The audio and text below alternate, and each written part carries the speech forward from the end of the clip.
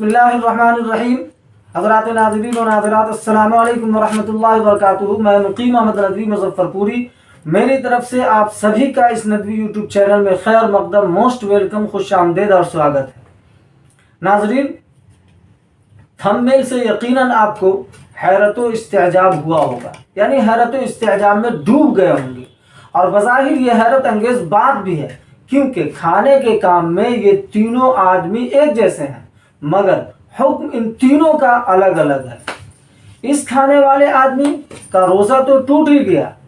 اور قضا و کفارہ دونوں ہی واجب ہو گئے، یعنی اس آدمی کو روزہ کی قضا کے لیے ایک روزہ تو رکھنا ہی پڑے گا،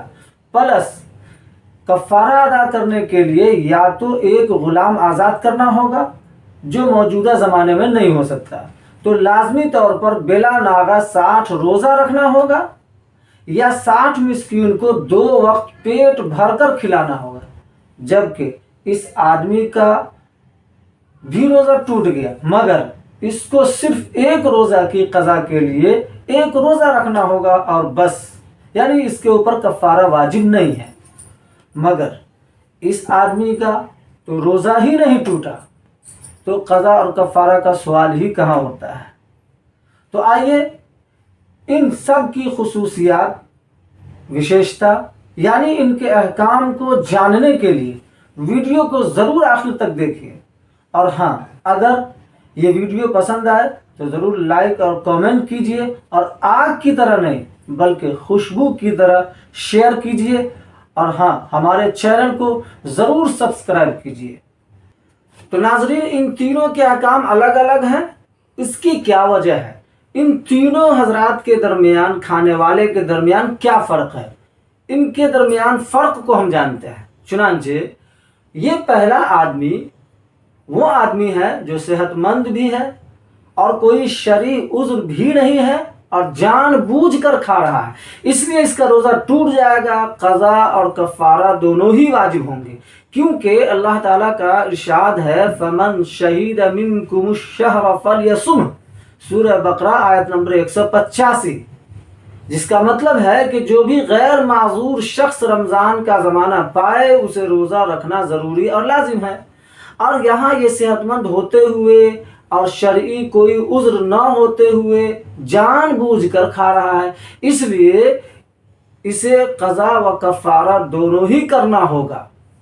اب یہ بات یاد رکھنی چاہیے کہ کفارہ صرف رمضان کے ادا روزہ کے توڑنے میں ہی واجب ہوتا ہے، بقیہ کسی روزہ کے توڑنے میں کفارہ واجب نہیں ہوتا ہے۔ جہاں تک اس دوسرے آدمی کا سوال ہے، تو اس میں روزہ رکھنے کی ساری شرطیں موجود ہیں، ان کے اندر صلاحیت ہے، اور یہ روزہ رکھے ہوئے ہے،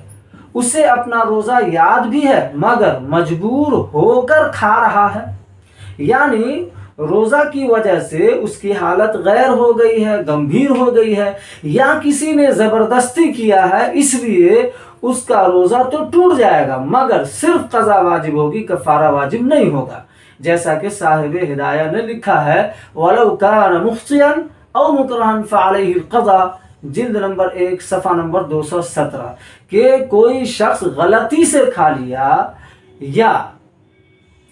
کوئی شخص مجبور کرنے کی وجہ سے کھا لیا، کسی نے مجبور کیا اس کو، اس وجہ سے وہ کھا لیا، تو ان دونوں صورت میں صرف قضا واجب ہوتی ہے، کفارہ واجب نہیں ہوتا ہے۔ جبکہ یہ تیسرا آدمی وہ ہے جسے اپنا روزہ ہی یاد نہیں ہے، اس لیے بھول کر کھا رہا ہے، لہذا اس کا روزہ ہی نہیں ٹوٹے گا، تو قضا اور کفارہ کا سوال ہی پیدا نہیں ہوتا، جیسا کہ حضرت ابو ہریرہ رضی اللہ عنہ کی حدیث ہے،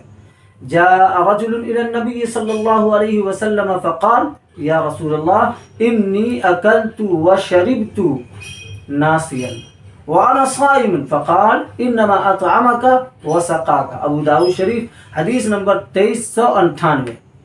اس کا مطلب یہ ہے کہ پیارے آقا صلی اللہ علیہ وسلم نے اس آدمی کو جس نے بھول کر کھا پی لیا تھا، اس کی شکایت پر پیارے آقا صلی اللہ علیہ وسلم نے اس سے فرمایا کہ تم بھول کر کھائے ہو، یعنی اللہ تعالیٰ نے تمہیں کھلایا اور پلایا ہے، اس لیے تمہارا روزہ نہیں ٹوٹے گا، کیونکہ روزہ ٹوٹنے کا تعلق خود سے کھانے یا کسی انسان کے زبردستی کھلا دینے سے ہے۔ یعنی روزہ اس وقت ٹوٹتا ہے جب انسان خود کھاتا ہے یا انسان کسی کی زبردستی کی وجہ سے کھاتا ہے تو روزہ ٹوٹتا ہے، اور تمہیں اللہ تعالیٰ نے کھلایا پلایا ہے، اس لیے تمہارا روزہ نہیں ٹوٹے گا۔ جب روزہ ٹوٹے گا ہی نہیں تو قضا و کفارہ کا سوال ہی پیدا نہیں ہوتا۔ ناظرین، امید ہے کہ آپ کو ویڈیو پسند آیا ہوگا۔ پسند آئے تو ضرور لائک کیجئے، کمنٹ کیجئے، شیئر کیجئے، ہمارے چینل کو ضرور سبسکرائب کیجئے۔ فقط والسلام، اللہ حافظ۔